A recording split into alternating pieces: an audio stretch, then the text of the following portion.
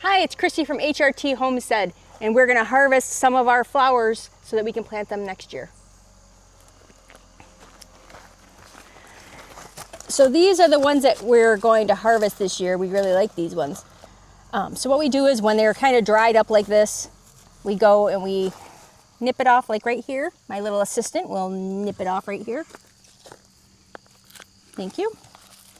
And then the seed head is like this. So you can pull the seed head off, and all of these are little seeds that you can replant. All these little black seeds here. So then what we do is we just take the seed heads and we put them in a container. We just make sure they're nice and dry. And then we just save them for next year. So what we'll do next year is we'll just take them and we can do like this with our nail and just get the seeds off. Or we can put them in like a paper bag and shake it really hard and the seeds will all just fall right off. And that's what we do. And here's one of my honeybees getting a little pollen over here. If you can see it, I'm not sure if you can see him or not. So our honeybees did very well this year, gave us some of the best honey we ever had. And we're selling it at our farm stand down by the end of the road. Vivi is going to demonstrate how you take the seeds off. So I'll hold my hands underneath so you can see the seeds will fall into my hands. And that's all you do. You just kind of scratch the seed head there and they all fall out. We usually just let them dry out a lot so that they come brittle and the seeds come out a lot easier. And these are an annual flower. They resemble black-eyed Susans, but they are not.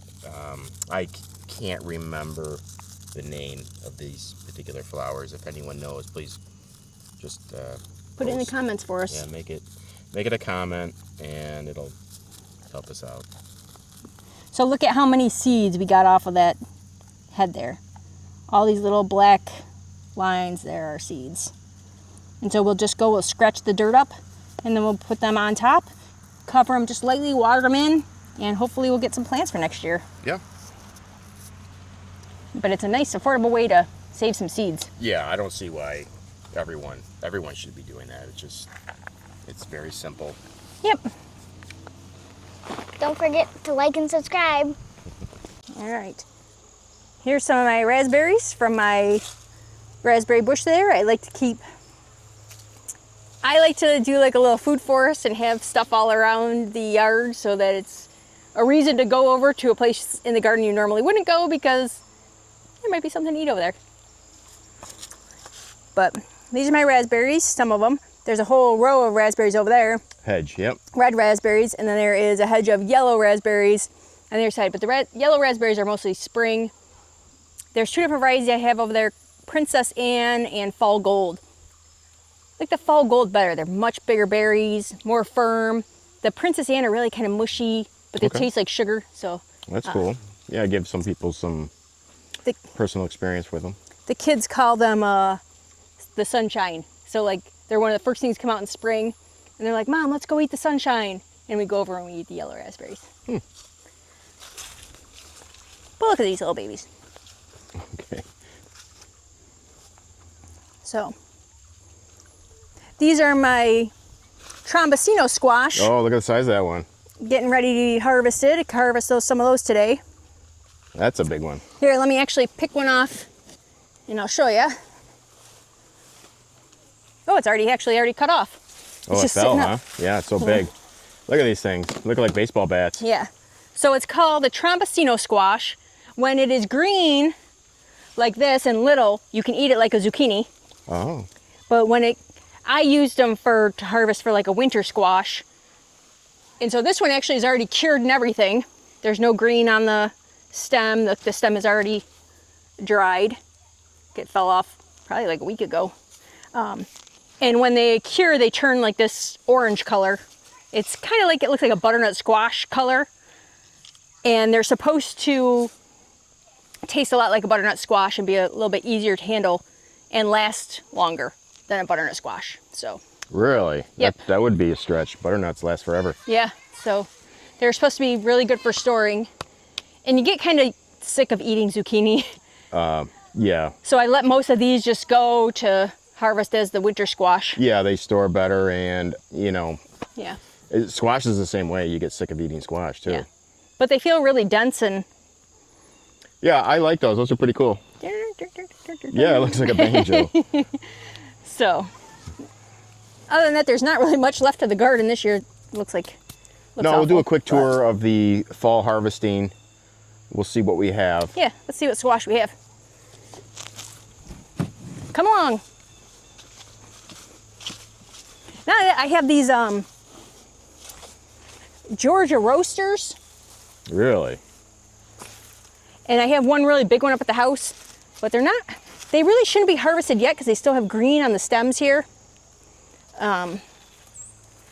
So I'll leave those, but I'm really kind of worried we're gonna have a frost soon. Soon. I mean, today, of course, it's like 80 degrees. It's October 5th. You don't know what you're going to get when, though. Yeah, in New York, you especially don't know. It could be frosting tomorrow. Yep. So, but I'm trying to let the things grow that. Here's some more of that. This is a nice size. Oh, look at the size of that sucker.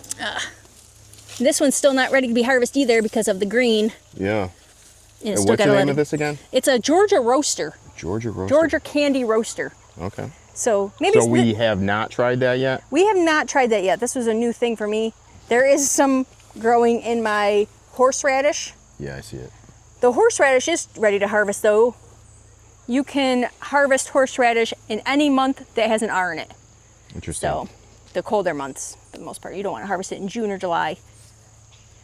So I actually owe somebody some at work, so I'll bring some of that. I'll harvest some of that.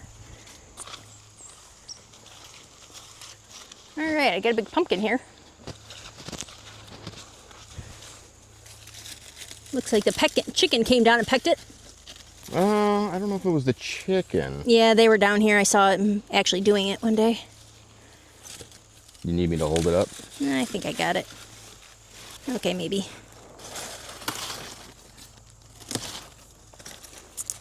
It's a nice looking pumpkin. Yeah. See if you can even pick it up. Nice size pumpkin. Yeah, it's pretty. I like the color of it. It's kind of cool. Is that? I think this is a fairy tale pumpkin, isn't it? We had. There was two different kinds though. There was a fairy tale, and then there was a different one that we planted. Well, that looks nice. I like the ribs on it. Looks. Yeah, they're attractive. If you're going to grow pumpkins, you may as well get a variety in there so you have some contrast. Over here is a pretty cool pumpkin I did.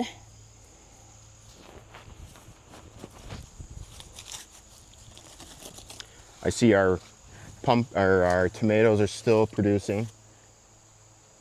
Yep, I gotta put some of those down at the farm stand. We have a regular customer on Sunday, and it's Sunday and we don't even have the farm stand open. We didn't really have much to put out there. Oh, that's the different kind we had. Yeah.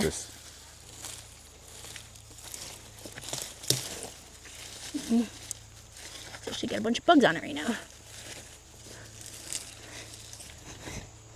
So this one, I'll have Jared link the name in it. It's a French name. I can't pronounce Isn't that it. the peanut variety? No, it's called a Galaxia something. Okay. But I'll have you put the name on there. But it's supposed to be the sweetest pumpkin and the one that's best for pie making. We've never been able to grow one. It's very interesting looking. This is our first one we've actually been able to grow.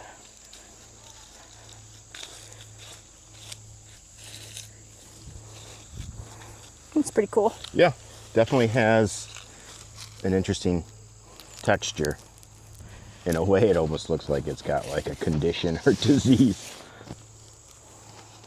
But it's pretty cool, especially when you have a variety of different types of pumpkins. I always love the fall time and the decor and harvesting. This is my favorite time of the year.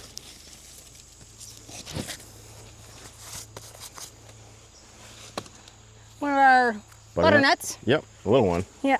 I actually like them like when they're like this, and they're like short and squatty.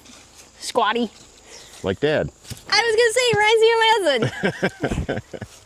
Fun fact, did you know most pumpkin pies are not actually pumpkin? They are Hubbard squash usually. That's why when you buy it, the ingredients say squash. It doesn't say pumpkin. Well, technically, a pumpkin is a type of squash. Correct. And they're all fruits, not vegetables. You're ruining my fun fact moment. Oh, this one's got a nice stem on it. Look how cute that is. Oh, that's a nice one, yeah. You would think for the amount of leaves you have that you should get more squash. But not so much. I don't really know if we have enough to sell at the farm stand, but There's so many pumpkins I've seen on farm stands that yeah. unless you have something very interesting and unique, I don't really see. You may as well just save them for your porch or your chickens.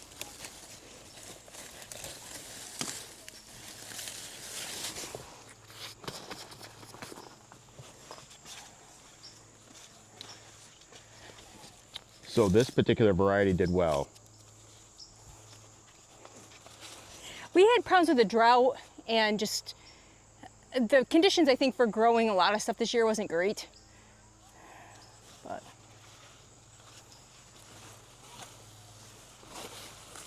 there's still a lot of immature fruit on the vines. Yeah. But you could see we practice the hugel culture technique. So the edge of our garden is, your wood and timber, and then you cover with organic material, and over time it will rot. It makes a perfect growing medium for things like squash, and it's done very well. It'll spill over and kind of block our pathways, but that's what squash does. Not exactly sure what this one is. It looks like a Delectica that was mixed with something. Oh, look what I found. Is a couple more melons that are little teeny melons that are ready. Yep, they say you can tell when a melon is ripe because it actually smells. It'll smell like a cantaloupe on the outside. Didn't even know these little guys were hanging out here.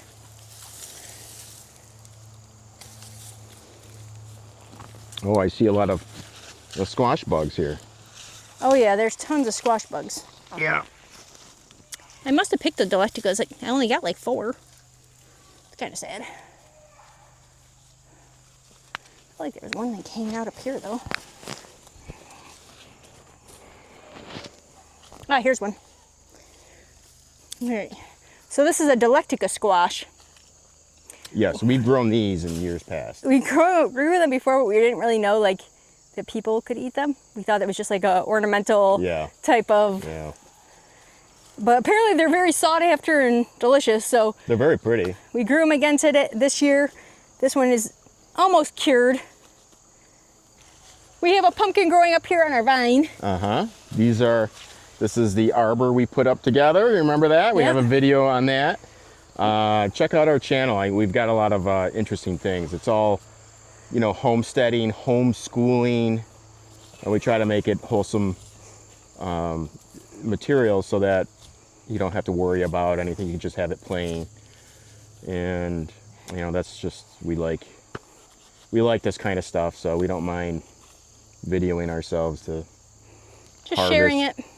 Yeah, we'll share it. Pumpkins hanging off this arbor. I'm amazed that they can support themselves like that on the vine. Good size one that's actually off the ground. We had one here, I think we harvested it. And then there's another big one. This one is actually a squash. This is what amazes me when you get a good sized pumpkin that just is suspended like that. It's pretty cool. The one fell on Luke. Luke accidentally bumped it with his head and it fell right on him. Here's a better one of the blue ones over here somewhere.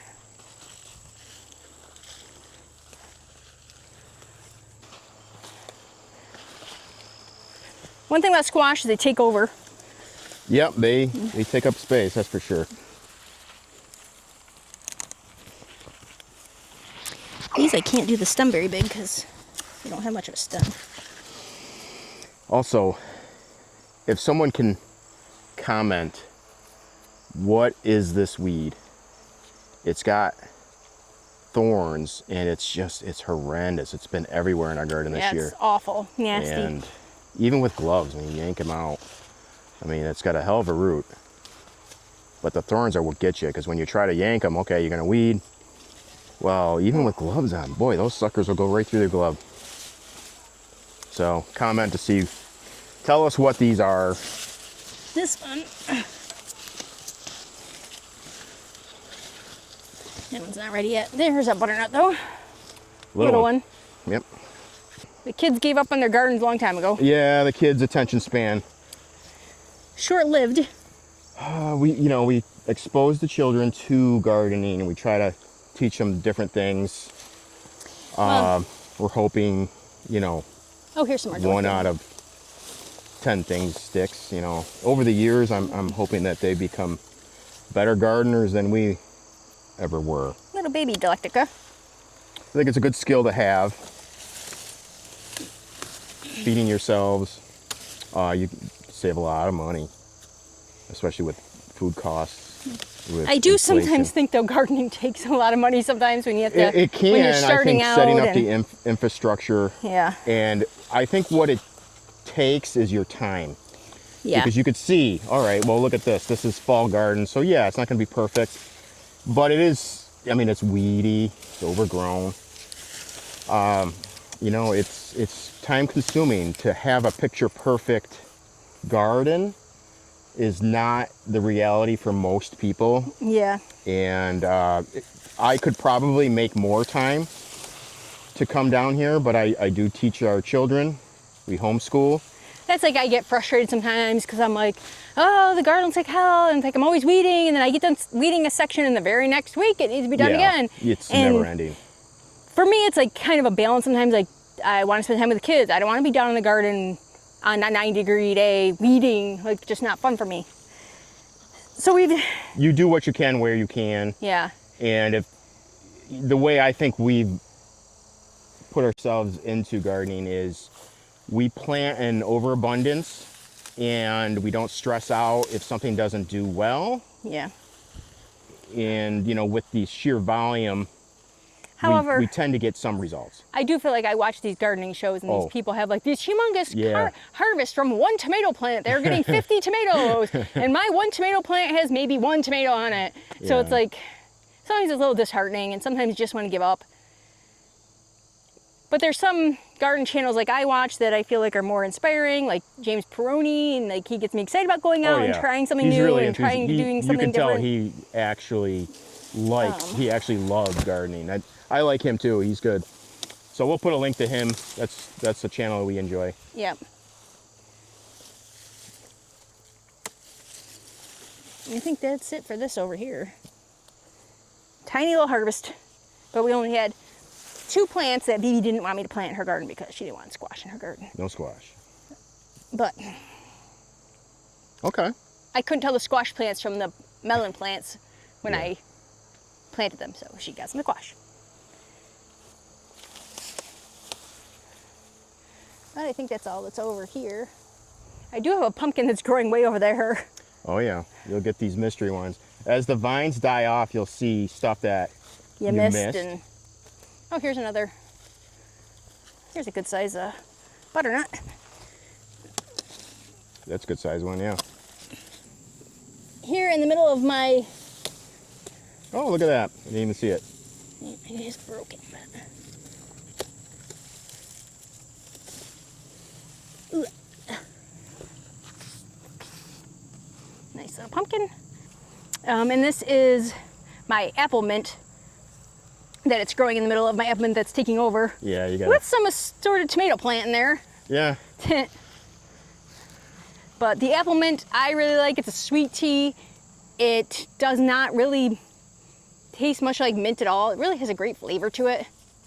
So I like that.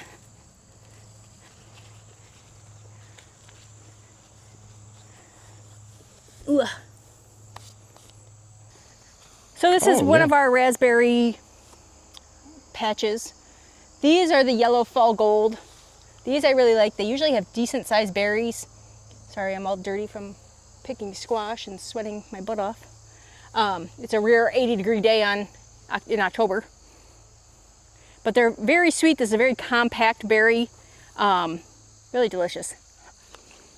Next to it, I have the Princess Anne. Let me find a good one. This one has a lot less compact berry. Like the berries almost like will fall apart right in your hand. They have more of like when they're really ripe, like an almost peachy color. They're very delicious. They taste like sugar water. They're really, the skin on them is very, very thin. Very thin. Good. I like the fall gold better. The fall gold is your preference. The fall gold, the berries will be like about an inch long. And these ones are just like the short compact berries, but it literally like they fall apart. But yeah, there's a bunch down here. The kids will like to get down here. Yep, and these usually give us 2 crops a year. There's a spring and a fall crop from both of these. Mm-hmm. Over here is some red raspberries given to me from my friend Sharon. Hers give off a spring and a fall. Mine only give off a fall harvest. So here we are. I probably have not been down here in like a week to pick. But I like these berries. Are probably my favorite next to the fall gold. Just because they're super compact. Like when I mean compact, I mean like you can kind of tug on it and it won't really fall apart. Like sometimes sturdier fruit. Yeah, with other fruit you touch it and all the little nodules fall off. It's also better for not letting like bugs and worms in there if you have a more compact berry, because they don't have the spaces to go in and lay like the eggs and stuff. So, but yeah, this is our hedge here. It doesn't do that well, but I think because of the elderberry kind of shade it most of the summer. Yeah. Also, because we have an uncleared area right behind it, all the seeds fall. We end up with like tons of weird plants that are in here taking up a space, and so it's on my list. I'm working on a pasture area. I'm going to clear out that area there. Yeah. There's a lot of dead ash. As you can see, we have an elderberry that came up right in the beginning of the. This is an elderberry. It's a volunteer. They're very prolific. But it kind of has. You can see there's still a ton of berries that aren't ripe yet.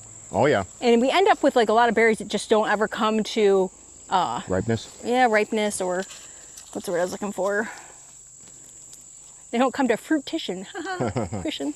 The elderberry, I can trim these over the winter. Maybe we'll do a video on propagating them. They're very easy. But the kids grow bored of these red ones. So more for me. Yep.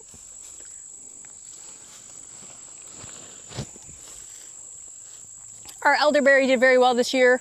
I got a lot of that just put in the freezer until I have time to like deal with it, or if somebody gets sick, then I can make some elderberry syrup. Mm-hmm.